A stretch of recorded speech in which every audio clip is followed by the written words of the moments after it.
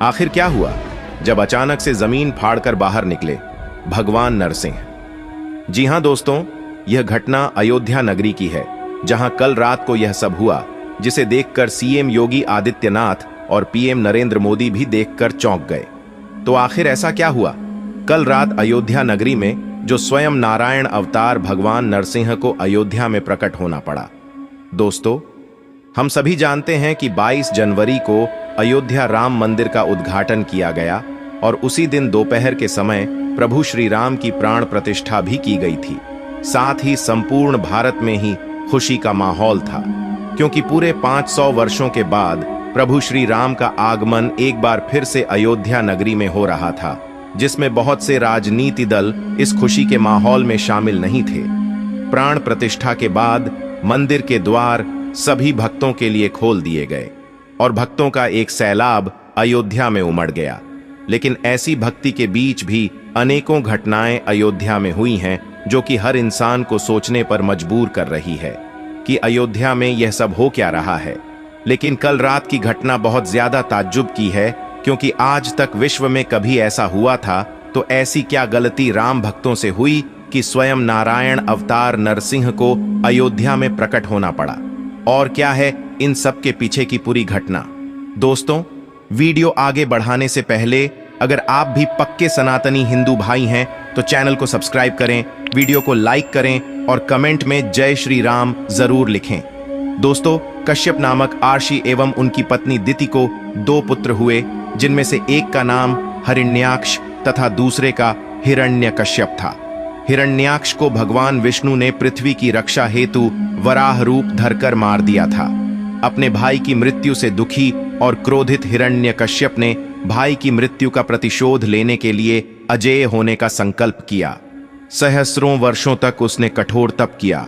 उसकी तपस्या से प्रसन्न होकर ब्रह्मा जी ने उसे अजेय होने का वरदान दिया।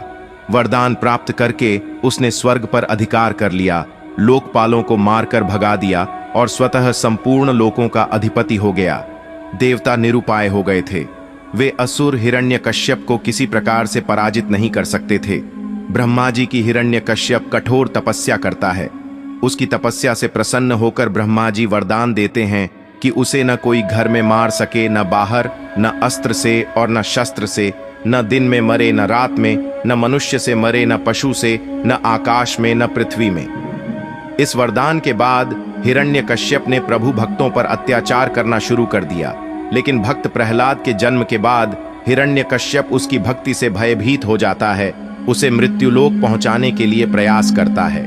इसके बाद भगवान विष्णु भक्त प्रहलाद की रक्षा के लिए नरसिंह अवतार लेते हैं और हिरण्यकश्यप का वध कर देते हैं।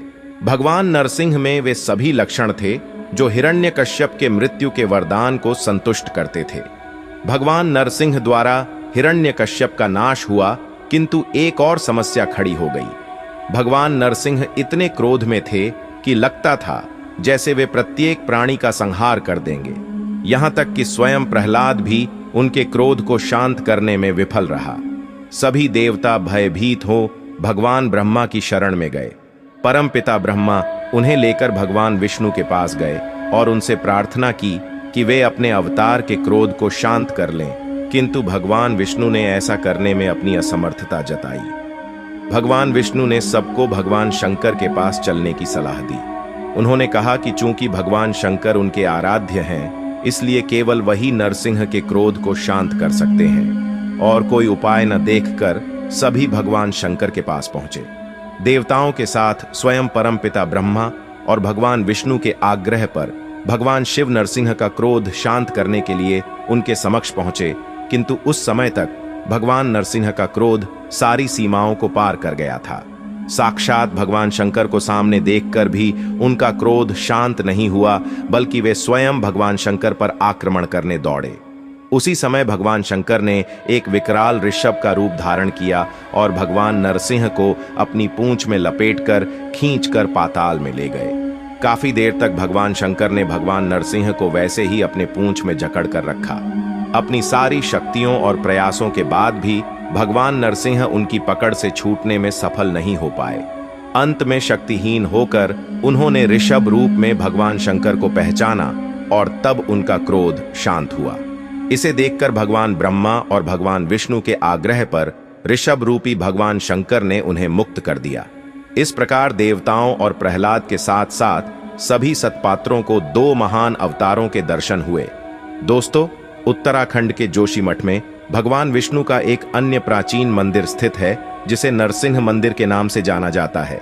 यहाँ भगवान विष्णु के अन्य अवतार भगवान नरसिंह की पूजा की जाती है। इस अवतार में भगवान विष्णु आधे मानव और आधे सिंह यानी शेर के रूप में है।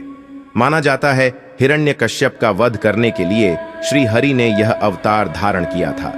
जोशीमठ के इस मंदिर में भगवान नरसिंह के साथ बद्री नारायण, उद्धव और कुबेर भी स्थापित हैं। भगवान नरसिंह के इस मंदिर को नरसिम्हा बद्री या नरसिंघा बद्री के नाम से भी जाना जाता है। सर्दियों में बद्रीनाथ मंदिर के मुख्य कपाट बंद हो जाने के बाद पुजारी इसी नरसिंह मंदिर में भगवान बद्रीनारायण की पूजा जारी रखते हैं। दोस्तों, कल रात जब सभी के सामने भगवान नरसिंह प्रकट हुए तो सब डर से गए थे, लेकिन थोड़ी देर बाद पता लगा कि नरसिंह भगवान भक्तों को दर्शन करने के लिए प्रकट हुए हैं। भगवान नरसिंह बहुत प्रसन्न थे क्योंकि प्रभु श्री राम पूरे 500 वर्षों के बाद उनकी प्राण प्रतिष्ठा हुई थी, जिसके चलते स्वयं नारायण अवतार भगवान नरसिंह को अयोध्या में प्रभु राम के दर्शन के लिए आना पड़ा। तो दोस्तों, ये हैं महिमा श्री राम की, जो स्वयं भगवान नरसिंह को भी इस धरती पर आना पड़ा, जिसके बाद भक्तों की आस्था प्रभु श्री राम के लिए और बढ़ गई। तो वीडियो में अंत तक बने रहने के लिए धन्यवाद दोस्तों।